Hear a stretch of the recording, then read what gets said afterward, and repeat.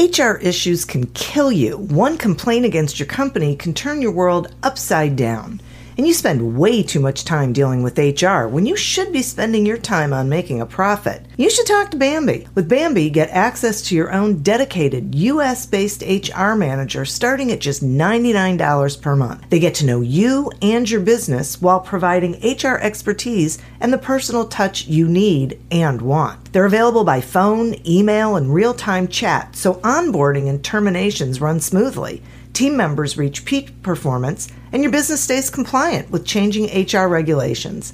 And with Bambi's HR Autopilot, you'll automate important HR practices like setting policies, training, and feedback. HR managers can easily cost $80,000 a year, but Bambi starts at $99 per month.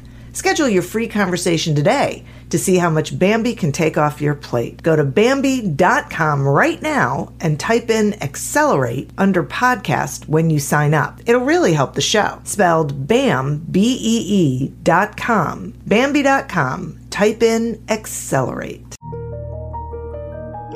Welcome to Accelerate Your Business Growth, where we're exploring all sorts of business topics.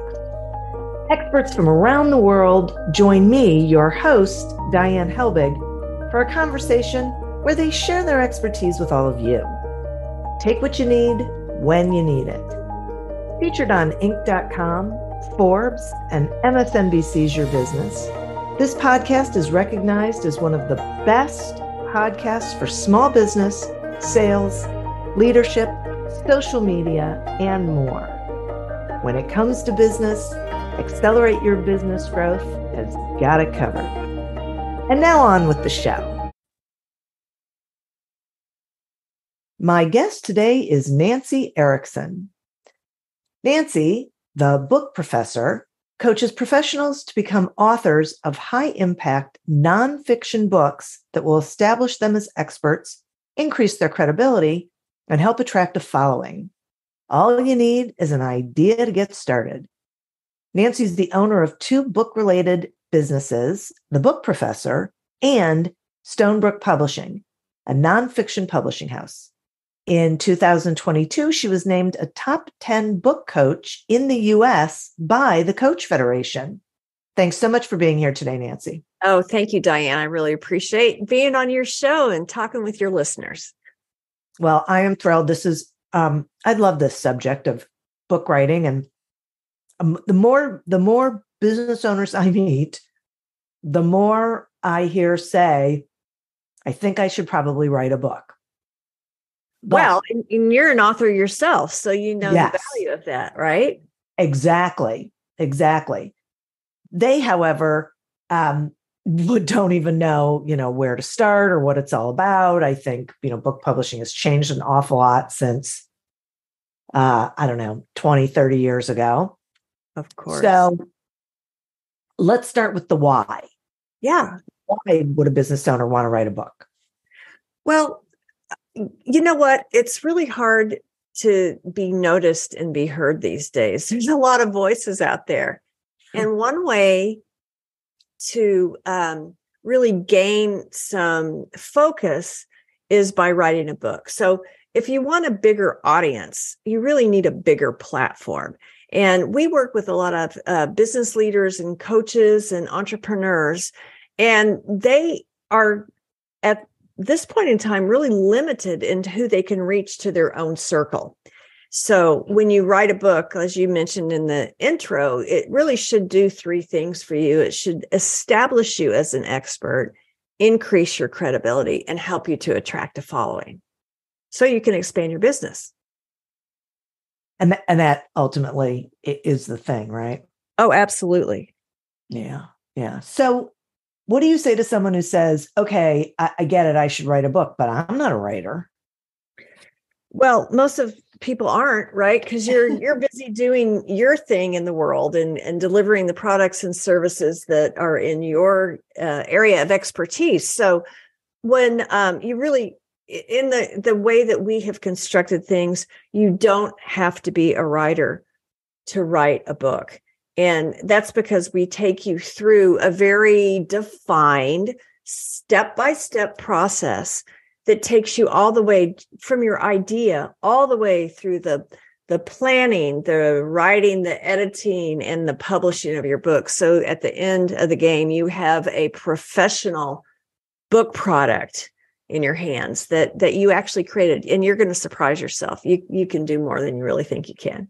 Yeah. I can attest to that. Yeah. Okay, but talk to me about ghostwriting. Is it a good idea? Is it not a good idea? How does that work? I don't really like ghostwriting, and I'll tell you why. Okay.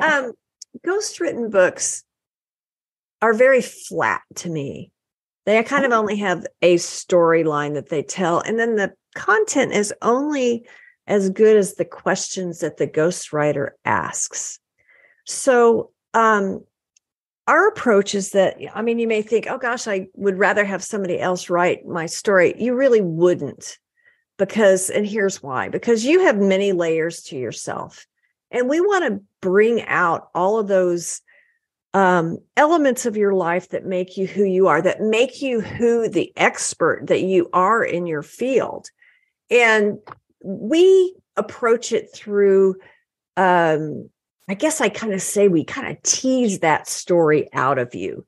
And we start off with a series of foundational questions that really help you to crystallize your message. Because, with everything you know in your business and life, you can't put everything in a book. So we want it to be very focused and targeted.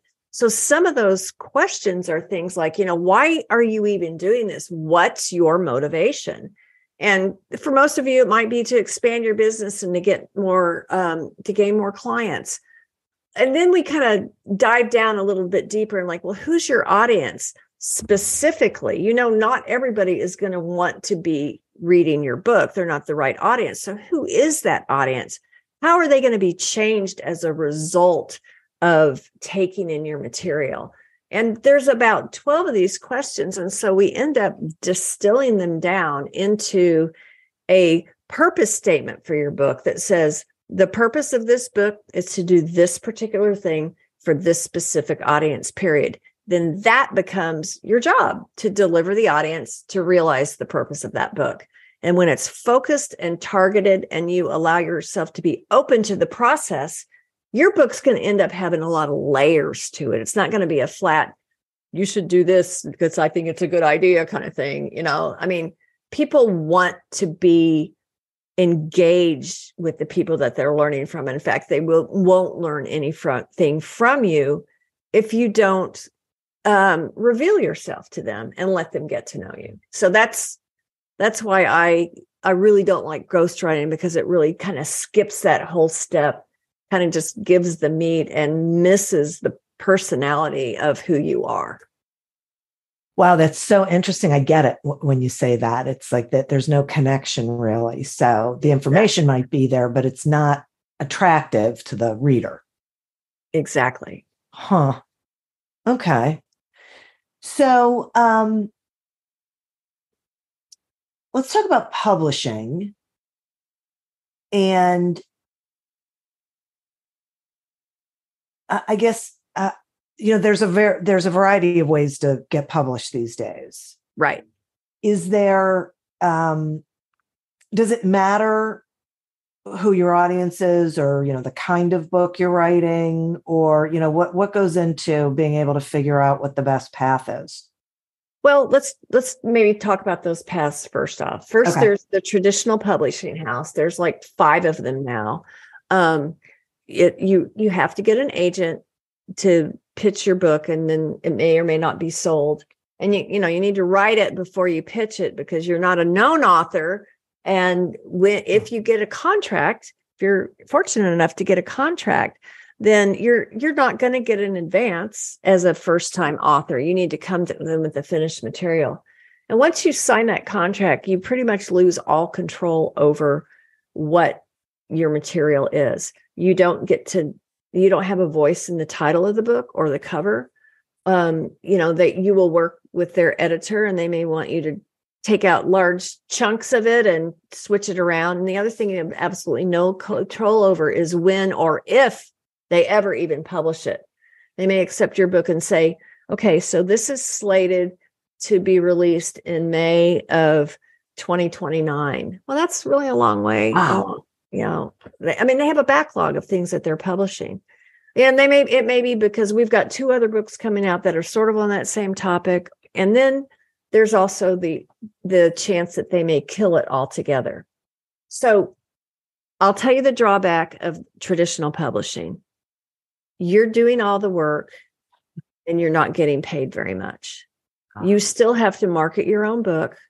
You still have to write it and do all the work. And then they'll pay you, I don't know, it's something like, 15%. And your agent's 15% comes out of your money. So I don't like it because of all those factors. You lose control of your story, and that's no fun. Okay. On the other end is self-publishing. And I don't know, Diane, how did you publish your books? I had publishers for all 3 of my books. Yeah. Good. Yeah. Because I want to talk about self-publishing and I didn't want to offend you. Oh, no.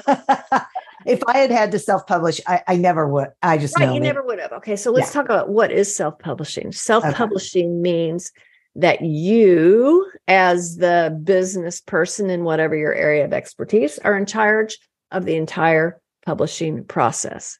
Now, how do you know what to do? Well, you don't, right? So people give me their self-published books all the time. I'm pretty impressed. I mean, that they wrote a book. It's not easy. It takes time. But about 80% of the time in my head, I'm going, oh my gosh, please don't give this to anyone else. Because when you wanted to increase your credibility, you actually ended up trashing it by not having a professional product.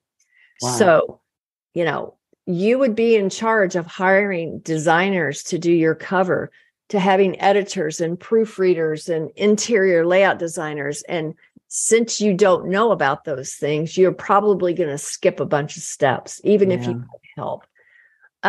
There's also a lot of back-end things in publishing that are important. Your ISBN number, and I'm sure you've heard of that before. It's just the catalog number, the International Standard Book Number. That is tied to your publisher, not yourself. And that is a very good thing, unless you're self-published. Because if you're self-published through Amazon, it's going to be tied to Amazon, and it'll just scream self-published. And that, that's a little off-putting to bookstores and libraries. They're not as likely to carry your book if that's the case. The other thing is at the end of the book process, you need to register your copyright with the Library of Congress and to do that legal work to do so. And so many times that step gets skipped, which means that your intellectual property is not protected. So sitting in between traditional publishing and self-publishing is what we are, which is a hybrid publisher. Okay. And what a hybrid publisher is that you share the costs in producing your book. And then in our publishing house, Stonebrook Publishing, some hybrid publishers will pay you a royalty on books sold. We actually have, we used to do that, but the author is so involved, and I'm an author myself, so it's like I know what's involved in pouring your heart and soul out in a book manuscript. We now, all of the proceeds go to the author. And so what we do as a hybrid publisher is we start out, we do, is incredible editing, professional editing. We have 3 proofreaders who read your book. We've got cover design artists, and then a whole different team for layout design, and do all those things that I mentioned that might get skipped as a self-publisher, all the way through to doing the legal work to register your copyright with the Library of Congress. So that's kind of your choices in a nutshell. But, before you get to publishing, you need to write your book. So when I started Stonebrook Publishing in 2019, I think, 2009, I'm a decade off. I know. And one of the problems was we were getting so many book manuscripts that had a seed of a really great idea, but they were so poorly written that we couldn't do anything with them. So I took it upon myself to step back for a year and write this step by step process that will help just everyday people to become authors of these high impact nonfiction books. So it all starts with the writing. Okay. It all starts with the writing. So let's go through that. What are the elements of a meaningful nonfiction book? So there's the writing. Yeah, the writing. Well, it all starts with the right. And just talk about the elements of the writing. Probably the most important part of your book is its structure. Okay. It has to be really defined and logical so that you as the author can express your message, but even more important, so that the reader can follow you. I mean, they don't, a lot of times authors or business people, because we work with all these business people, they'll start off and they'll think, okay, I'm going to write a book. I'm just going to start writing. So they start dumping their ideas out, and it's not long before it's a tangled mess, and it's harder than they think it's going to be because you don't know how to prioritize what is in your book or how to structure it. So we advocate for a method that makes it really easy for you. And so what we do is we help you construct this, what we call book maps, which is a visual representation of your book, so that you're actually building the structure before you write the draft. But so anyway, so kind of how that goes is there's two different types of book message. One is your personal story. And remember, I was talking about you need to be really present in your book so that your readers get to know you. So we help you tell you're telling it, but we help you to write your personal story in a way that shows the readers about, okay, I wasn't always this expert in this field. Here's what happened before, and here's where I am now. And that gives you some credibility about what you've established in yourself and your business in order to be able to be helping them now. The most important book map is the one that pertains to your chapters. And we always want to look at it from the point of view of the reader. What do they need? What are they looking for? So we construct your chapters in problem solution sets. We have an exercise for you where you name all the problems that or issues or obstacles or shortcomings that your reader might be experiencing that you help solve. So you name all your problems, and then you name out what the solutions to those problems, and then through a very story-driven format, you present your solutions to the reader. So it's full of stories that you're going to tell that are going to lead them to solve their own problems in the way that you have defined. Greetings from Evergreen Podcasts. We're rolling out a listener survey, and we want to hear from you. The information in the survey will help us gather statistics and in turn make our shows more appealing to advertisers. I know most people don't like ads, but this is one of the only ways our shows make money and help keep their lights on. We promise it will only take a few minutes, but the impact on our podcasts will be tremendous. As a token of our appreciation, we'll randomly select one lucky participant each month to win an exclusive merchandise package from Evergreen Podcasts. Head to evergreenpodcast.com/listenersurvey to help a show and possibly get some free stuff for doing so. We can't thank you enough for the support. Now back to the show. Are you tired of seeing your teen or young adult struggle on a path that clearly isn't the right fit? Is your teenager confused about which direction to take after high school? The future of work is changing rapidly, and our kids need to know all of the options available after high school so they're empowered to make the choice that is best for them. In each episode, we explore the latest trends that are shaping the opportunities of today and tomorrow. I'm your host, Betsy Jewell, and this is the High School Hamster Wheel Podcast. That is so interesting. I've seen books, like mine are not written that way, but I've seen books that are written that way, and it feels like it's easier for the reader to see themselves in that story. Is that right? Exactly. And so what are chapters anyway? They're containers of information, Yeah. of like information. Just like a paragraph is a container of one piece of information. Chapters are a container for that topic. So here's the thing, Diane, that our clients really love is that if you fast forward to the end when the book is produced, you have all of these topics, and you can take the material out of every chapter of your book and repurpose that for other revenue producing products. So we already know that everyone's not going to read a book, but you don't want to leave that audience out of your influence. So if you can take your chapters out and meet the audience where they're already engaging, whether it's through podcasts, or you can do keynote speeches or seminars or workshops or online courses or video training, that book becomes the launch pad through which you can really spread your message across multiple venues. I see. Okay.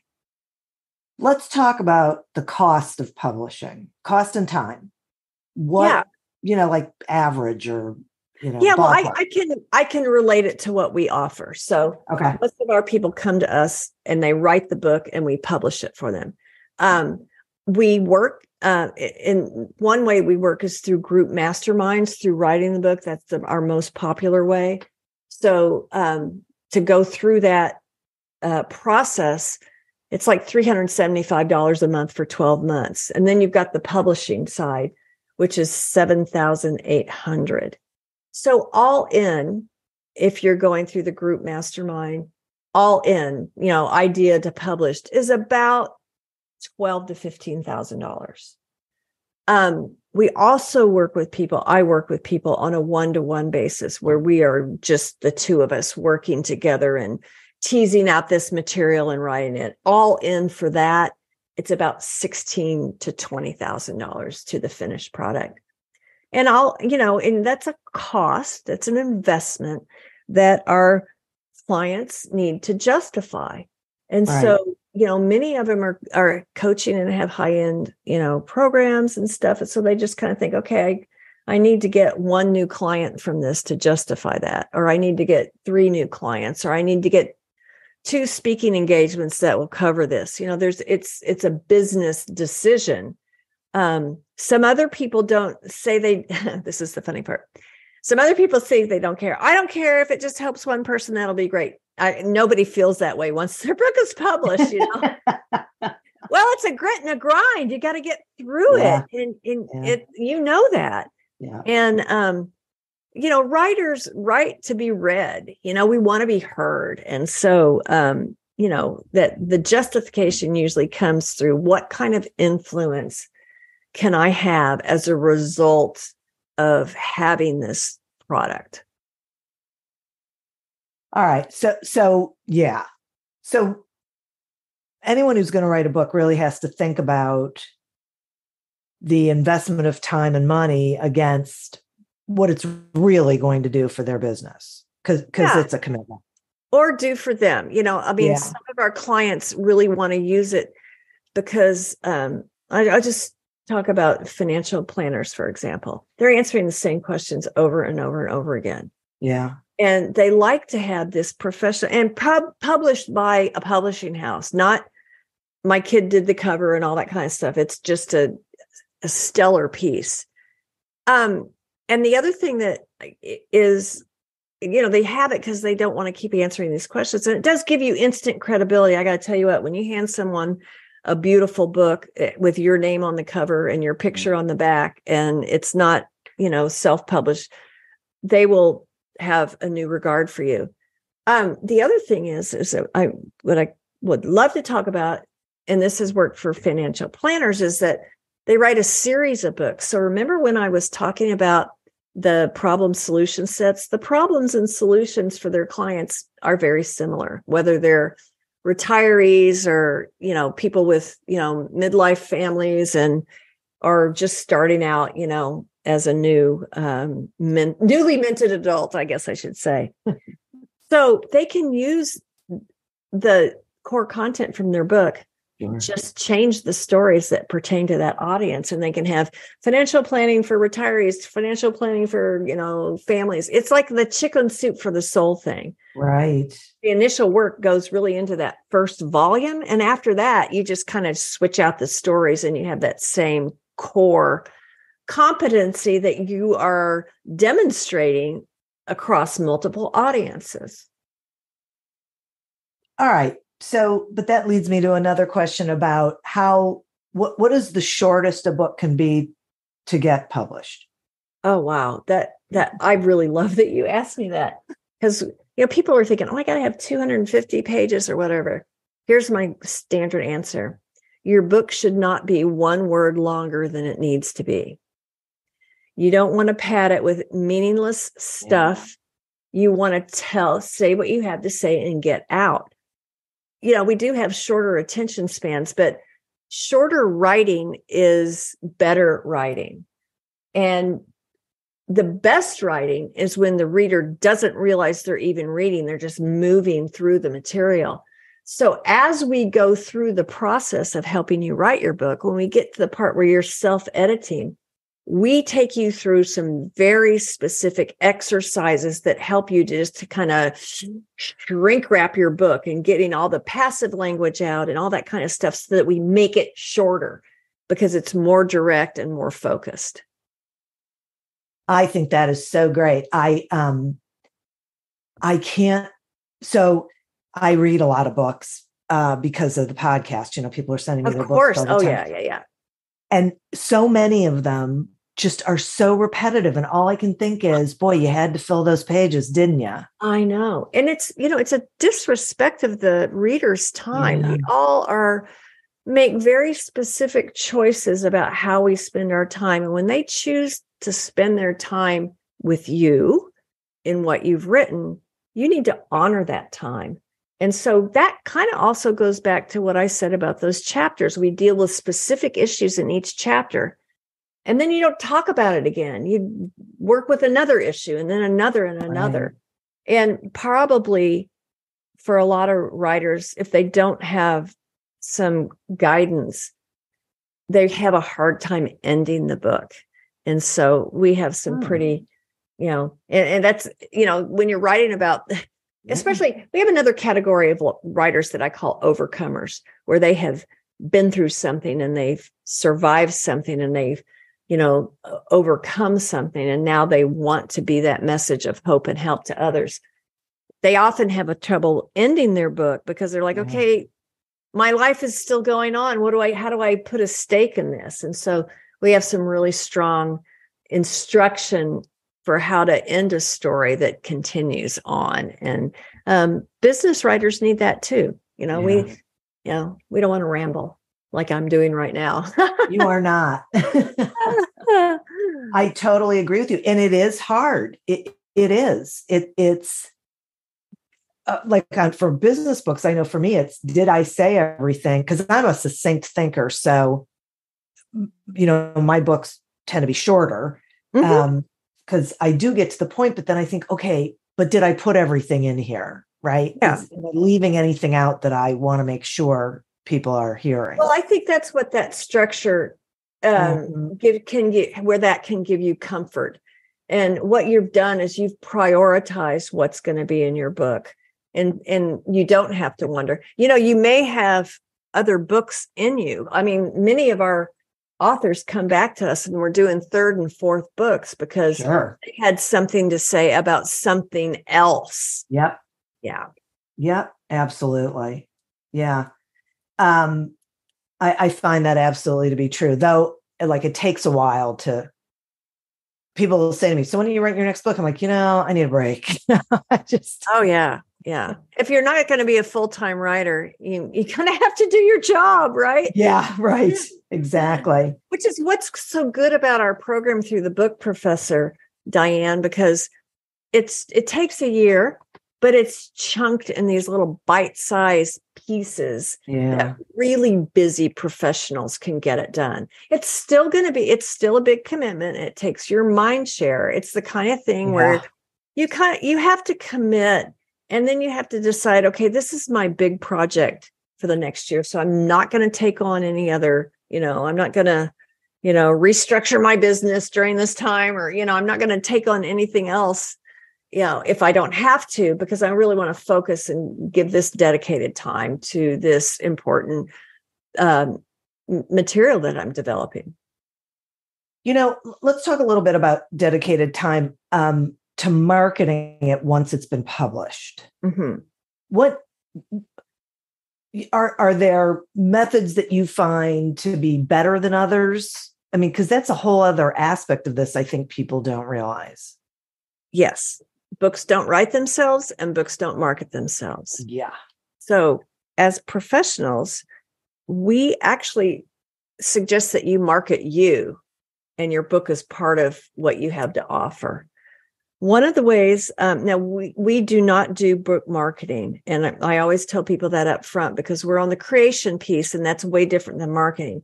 Yeah. I'm really deeply connected in the publishing world. We have excellent partners who can take you through the marketing piece, from anything as brief as doing an Amazon campaign to be a bestseller, to actually having a publicist who is, marketing you. But you know what, Diane?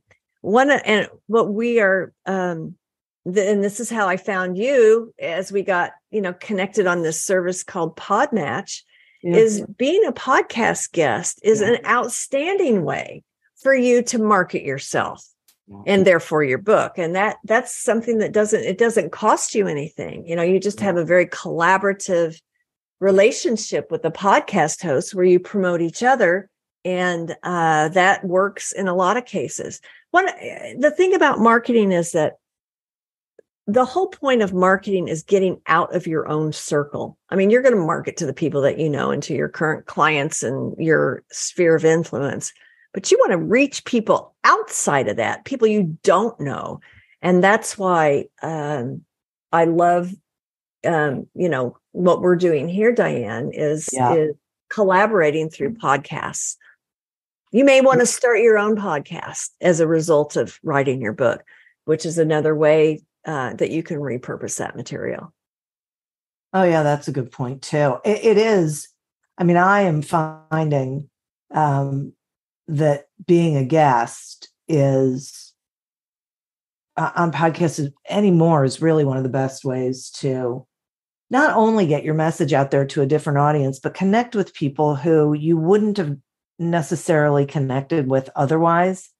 I know. And that's so great, because it's like I've made friends, with people, and I just like people, and I like getting out of my own head and out of my own little circle. So we live in such an amazing time where technology can be such a friend to us. It can also be a slave driver if you're, you have to manage it. But how else? I mean, I have clients all over the world, because we're able to connect on video conferencing and such. So I don't know. I think we're really lucky. And, it just, I like connecting. And I think that your listeners probably want to connect with people that they don't know yet as well.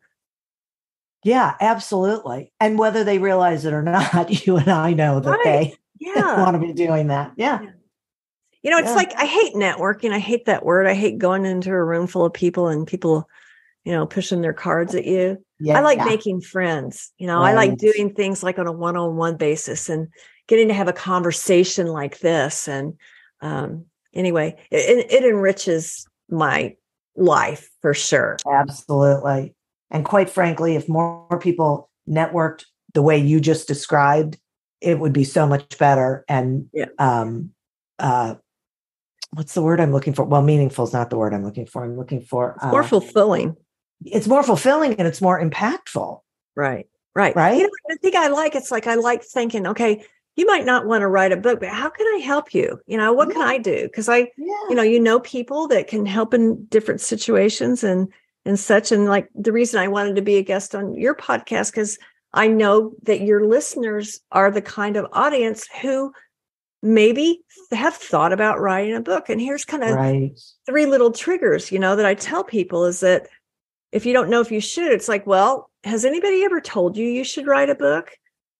Did you start writing and get tangled up and need some help straightening that out? And, have you ever thought about writing a book? And you don't have to think, well, I haven't had this grand splashy life. Nobody really wants to hear about that anyway.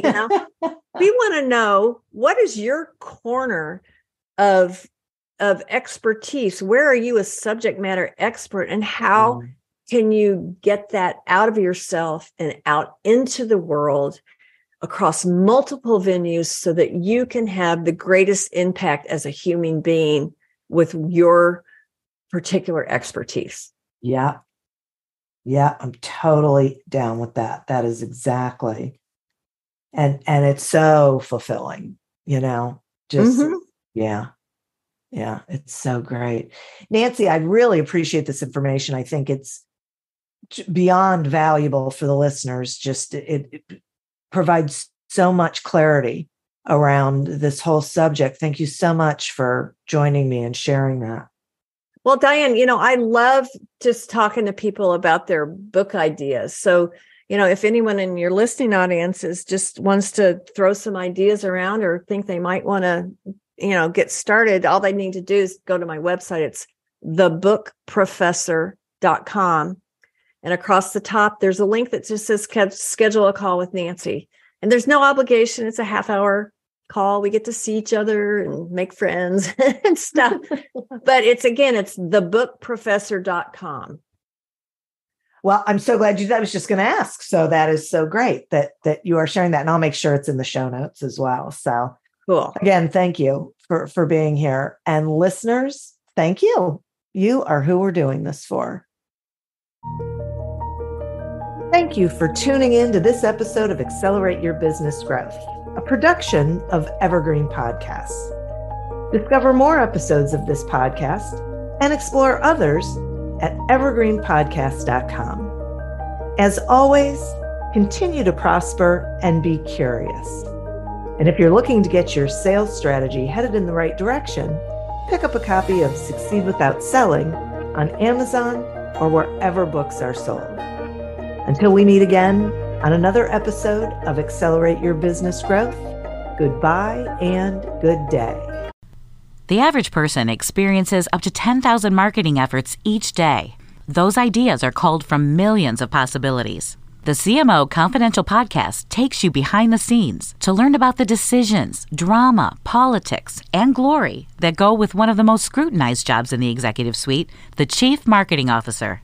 Guests from all over the business world join Mike Linton, a 5-time CMO, to share stories about what it's really like in the marketing universe.